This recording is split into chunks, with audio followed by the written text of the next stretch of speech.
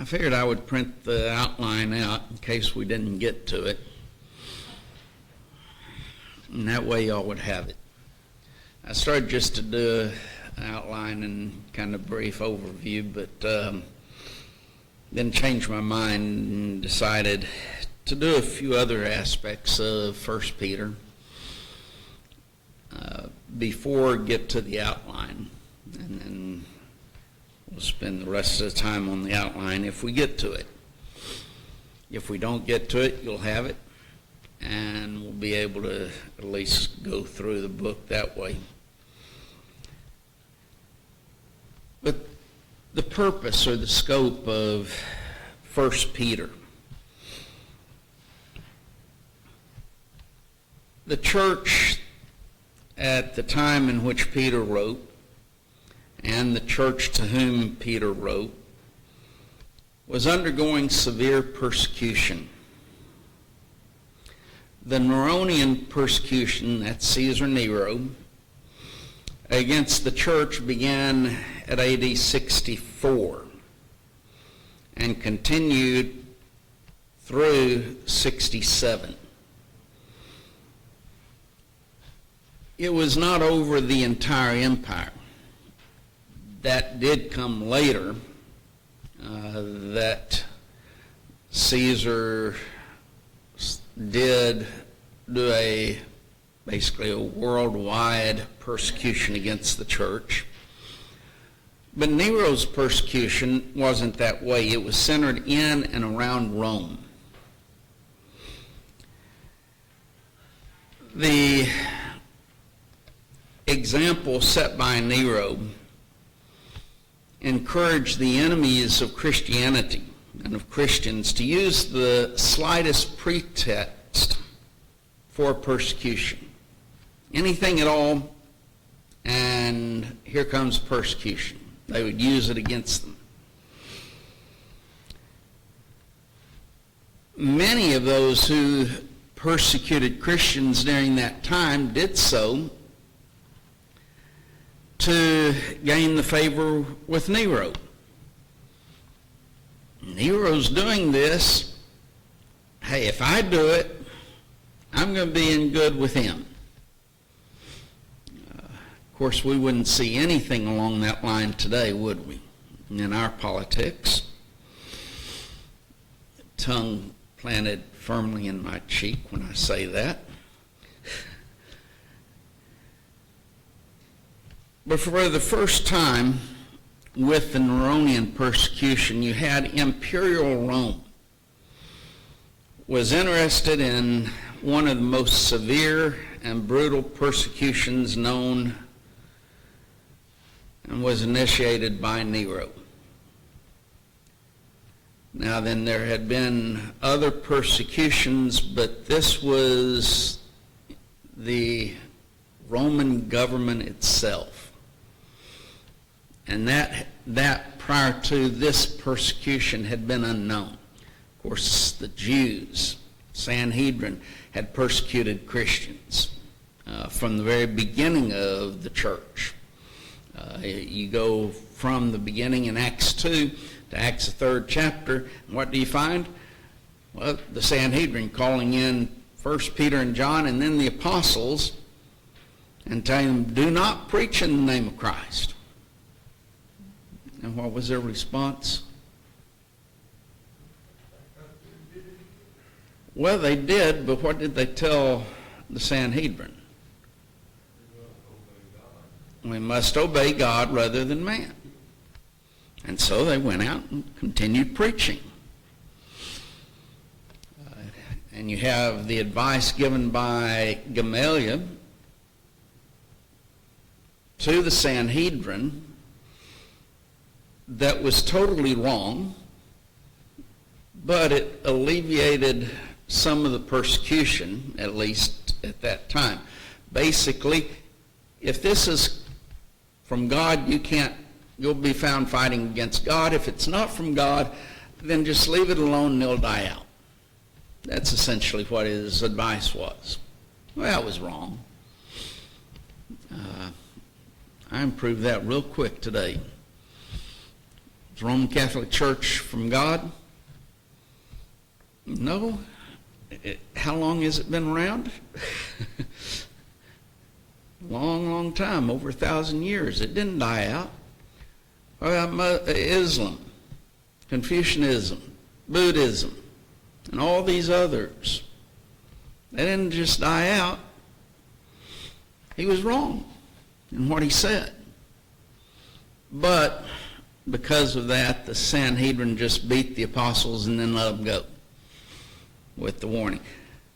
But that was the Sanhedrin, the Jewish leaders. That didn't involve the Roman leaders. Now then, with Nero's persecution, you have the Roman Empire bringing to bear against all of its power against Christianity. The reason for that persecution was that Nero had set fire to Rome. That was in 64. Now then, he did that because he envisioned a greater, a more beautiful Rome. He did it with the intention to burn down bad areas and rebuild a greater and a better looking Rome. He thought the people would understand that. But for some reason, they were mad about it. It angered them. Just think if the government came in and said, we're going to burn your house down. No, we're not going to allow that. We're going to do it anyway. Well, that's kind of what he was doing. Now, as I said, it was to build a more glorious Rome, but it made the people mad. So in order to divert attention away from himself, what does he do? It's those Christians' fault. They're the ones who did this. And thus, he begins this persecution against the church. 1st and 2nd Peter, both books, were written with that background in mind. And without an understanding of that, we really have difficulty understanding the books.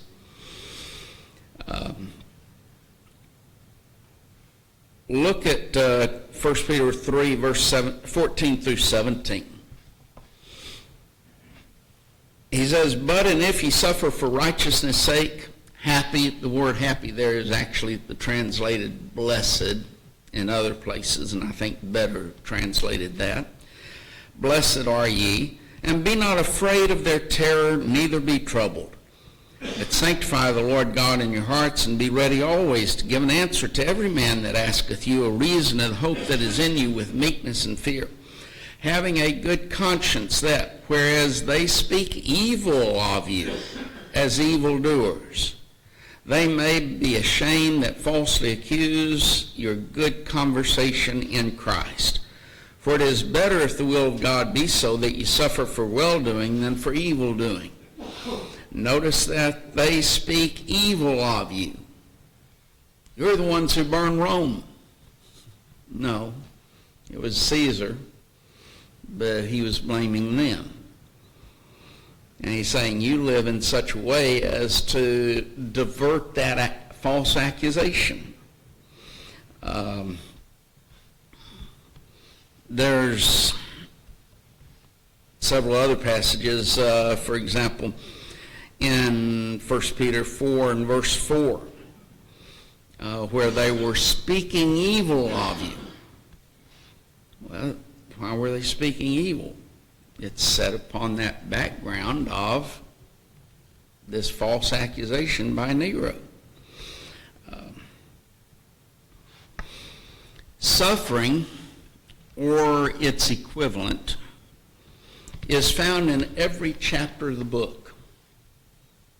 So the entire book is dealing with suffering. in chapter 4 and verse 12. He says, Beloved, think it not strange concerning the fiery trial which is to try you, as though some strange thing happened unto you. What's he telling you? Expect this. Expect this fiery trial that's going to come. Severe persecution. Look at verse 19 of chapter 4. Wherefore let them that suffer according to the will of God commit the keeping of their souls to him in well-doing as unto a faithful Creator. Suffering is the will of God. That seems very counter to the prosperity gospel that we're hearing all of the time in all these religious groups and even in the church. Well, he does use Christ. In fact, that's going to be the next point. So, but it is God's will that you suffer.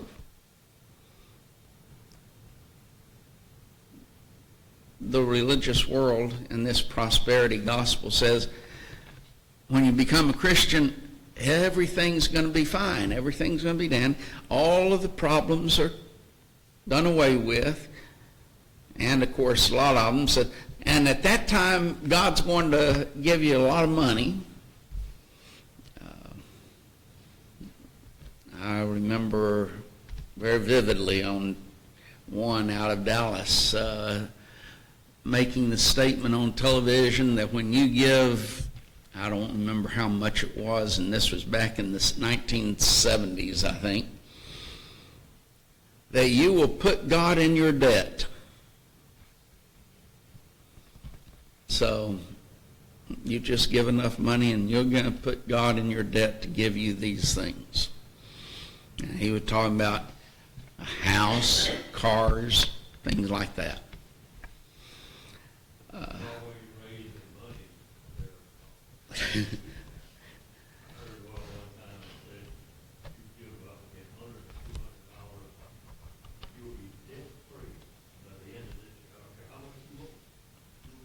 Yeah, you'll be debt-free by giving a certain amount of money to him.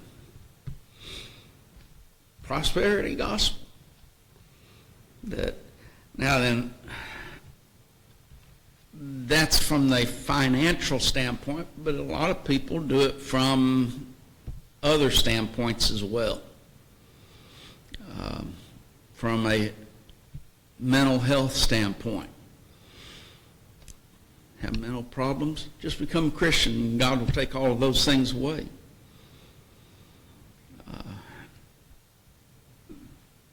But suffering, he says, teaches us in 1 Peter, is the will of God. That's not a prosperity gospel. I remember the song, probably some of y'all do also, I never promised you a rose garden. Linda Ronstadt, okay. See, he remembers it better than I do. I mean, well, that's the attitude, though, that the denominational world presents many times, and sometimes those in the church.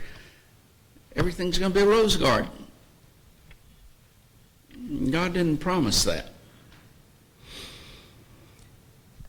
And we won't read all these, but chapter 1 and verse 11, chapter 2 and verse 21 and verse 23, chapter 4 verses 1 and 2, chapter 5 and verse 1, they were to remember the sufferings of Christ. That was your point.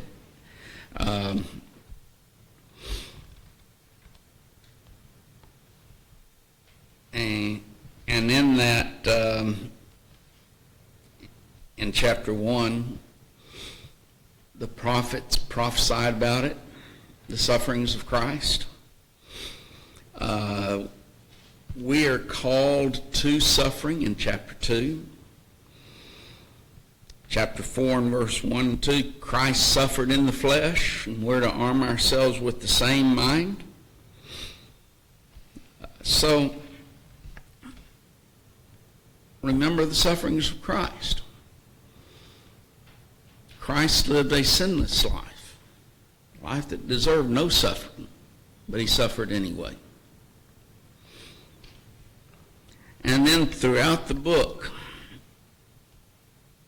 he mentions the value of suffering. Dale, if you want to come get one of these outlines. Yeah. All right. Thank you. Thank you very much. Although we haven't gotten to it yet. He sets forth the value of suffering throughout the book, chapter 1, verse 6 and 7, chapter 2, verse 19 and 20, chapter 3, verse 14, chapter 4, verse 14. And so don't be troubled by it. Chapter 3 and verse 14, but and if ye suffer for righteousness' sake, happy are ye, or blessed are ye, and be not afraid of their terror, neither be troubled. Don't be bothered by the suffering that you're going to endure for Christianity's sake. Would be hard to do, wouldn't it? But that's what he is emphasizing. Don't be troubled by it. But, chapter 2 and verse 23, talking about Christ too, when he was reviled not again. When he suffered, he threatened not, but committed himself to him that judgeth righteously. In other words, bear it patiently. Also look at chapter 3 and verse 9. Not rendering evil for evil, or railing for railing, but contrariwise blessing, knowing that ye are thereunto called, that ye should inherit a blessing. Well, there's bearing it, enduring it patiently. And as we've already read, we are to rejoice in it.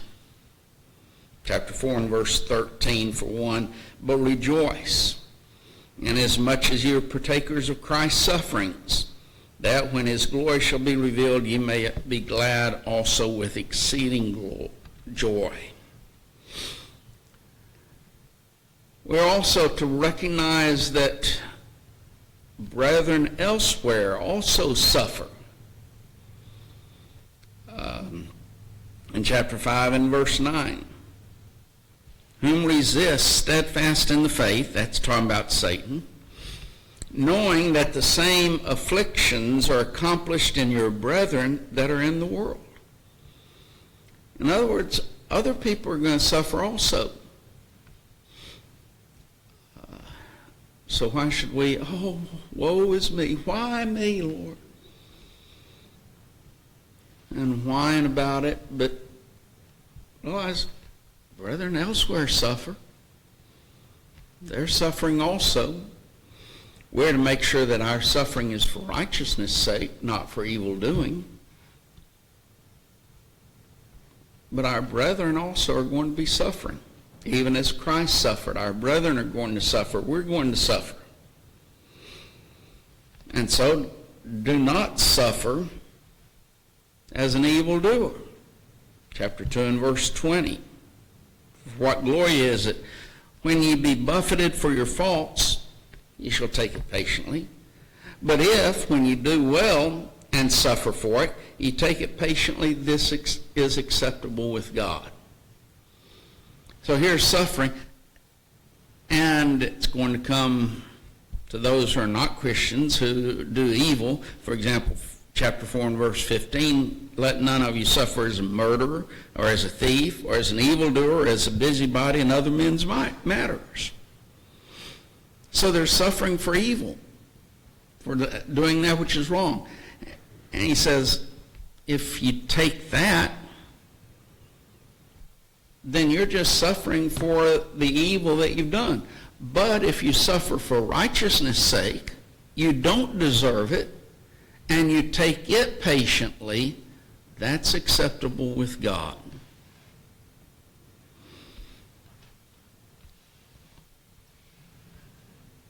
And thus glorify God in suffering as a Christian. Chapter 4 and verse 16. Yet if any man suffer as a Christian, let him not be ashamed, but let him glorify God on this behalf. Glorify God in the suffering for being a Christian. And then the epistle is outstanding in presenting Christian relationships.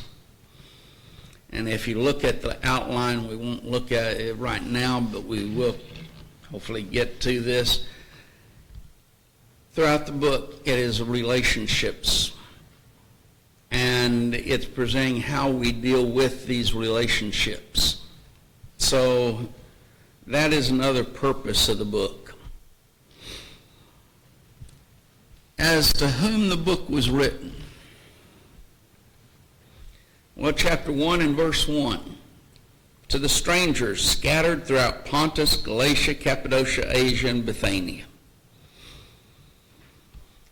In the main, these churches had been established by Paul.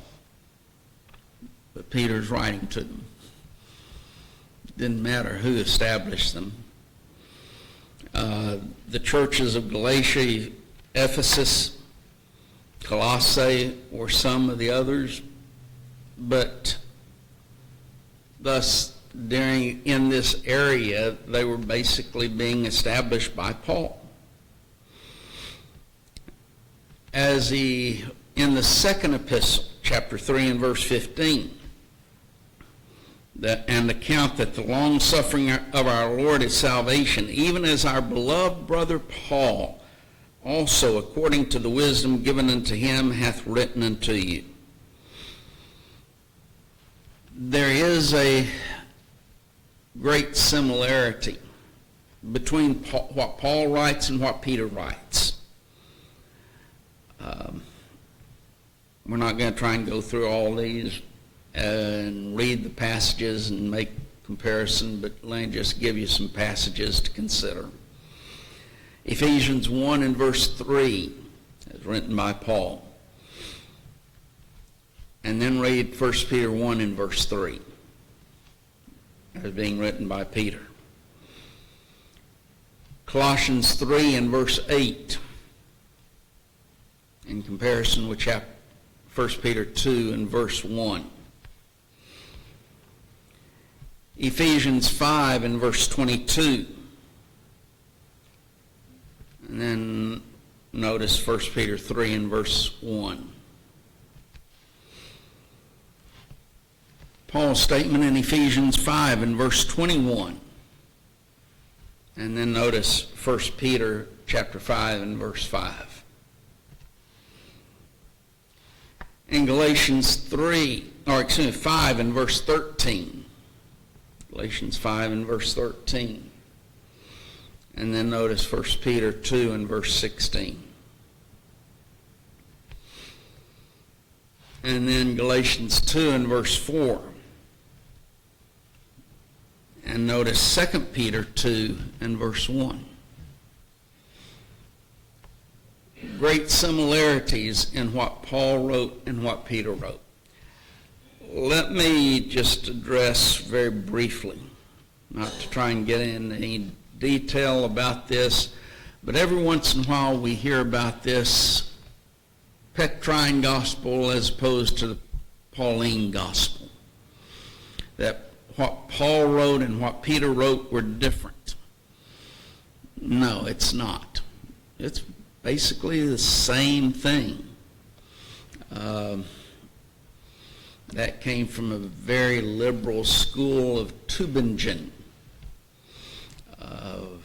that was, I think, established by Bauer, one of the can't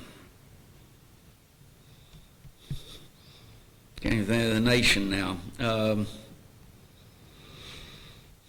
Same nation that Luther came from. but that nation, they came out with a great deal of just very liberal doctrine and a denial of inspiration of the Scriptures. That's where that doctrine comes from.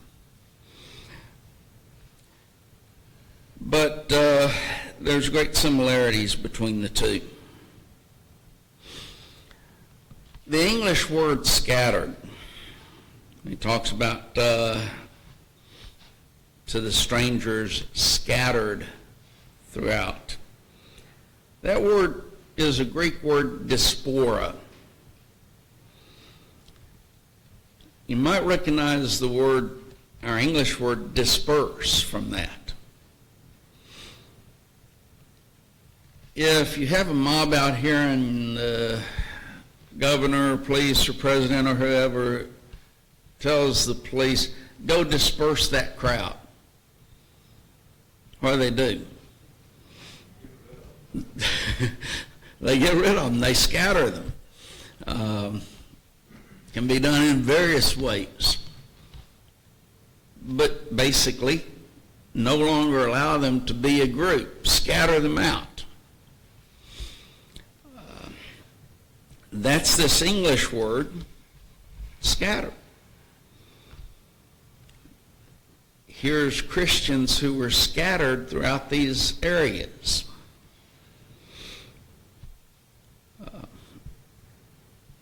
Let me go back to the first dispersion, scattering of Christians.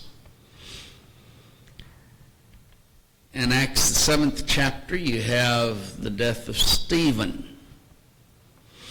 And then in chapter 8, well, the latter part of chapter 7, they were laying their clothes at a young man's name, Saul, who was a student of Gamaliel, who gave that wrong advice to the Sanhedrin back in chapters 4 and 5, or 3 and 4. He then, in chapter 8, leads a great persecution against the church at Jerusalem, causing the church to scatter. Who stayed in Jerusalem, though? The apostles stayed in Jerusalem. Everyone else scattered. They went all over the world, preaching to Jews. That brought about, the rest of chapter 8, the preaching to Judea and Samaria. And we see Philip going to the city of Samaria and preaching Christ unto them. So God brought about this scattering of those who were Christians. Later on, God brought about the gospel to the Gentile world with Peter going to the house of Cornelius in Acts 10th chapter. But here's this scattering of Christians in these areas. James also uses this term. James uses it primarily for Christians who had a Jewish background, who were physically Jews. And you might remember in the 2nd chapter, he uses a term in relationship to if any come into your assembly. Well, he's talking about, Greek term, goes back to synagogue. Well, that, to the Jewish mind, is directed toward them.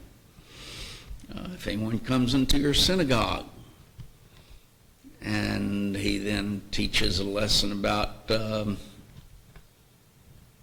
discrimination. So James uses it primarily for Jewish Christians. Peter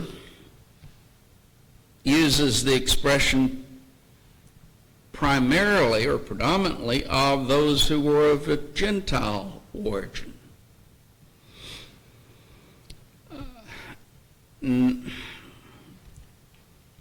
Well, I have several passages, but just look at one. Chapter 4 and verse 3. For the time past of our life may have sufficed us to have wrought the will of the Gentiles. The will of the Gentiles. That's the way their former life was.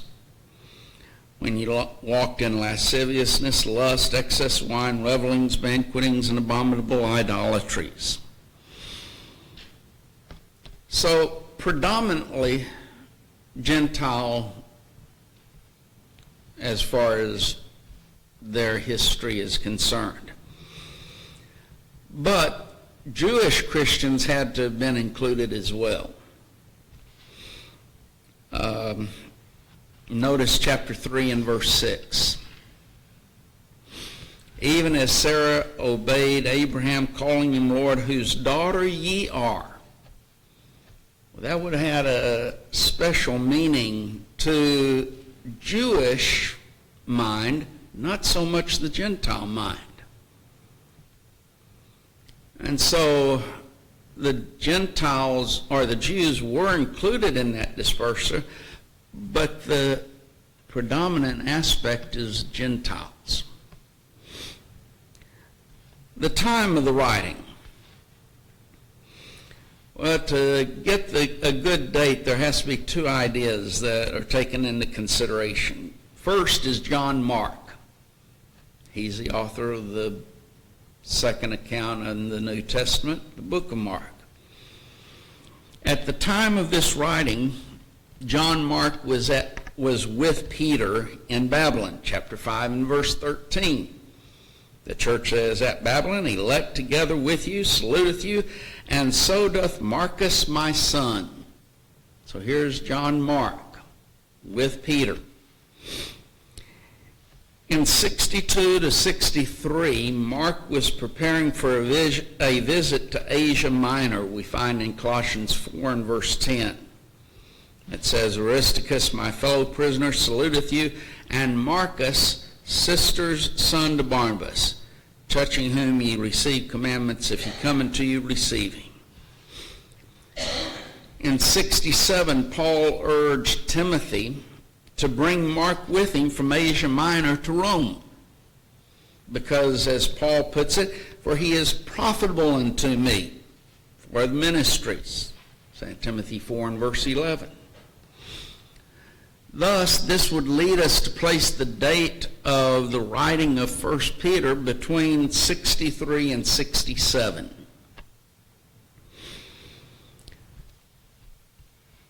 The second thing that we notice is that the people to whom Peter wrote were undergoing severe persecution, which we've already noted. The Neronian persecution is dated from 64 to 67.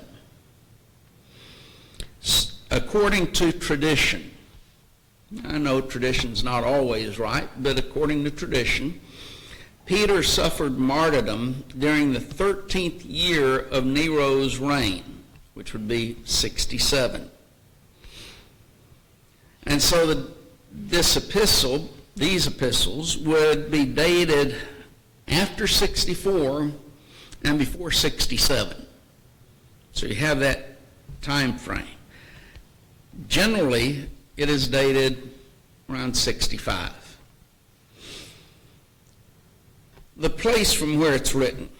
Well, again, chapter 5 and verse 13, the church that is at Babylon, elected together with you, saluteth you.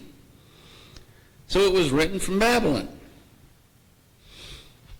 There's 4 possible answers as to what Babylon is, or this city of Babylon. The first is Babylon in Egypt. It's northeast, very close to the present site of Cairo.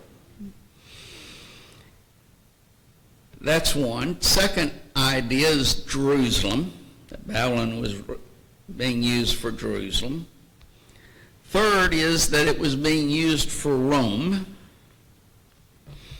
And fourth, that it was used for Babylon on the Euphrates. And in relationship to it being in Rome, well, Revelation several times uses Babylon in a figurative way for probably Rome. Some think it would be Jerusalem there, but probably Rome.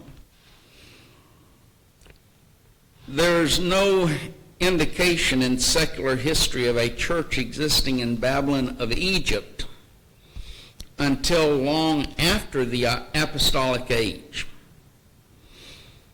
And even if it was not sufficiently well known to be understood without a location being given, and such is not there.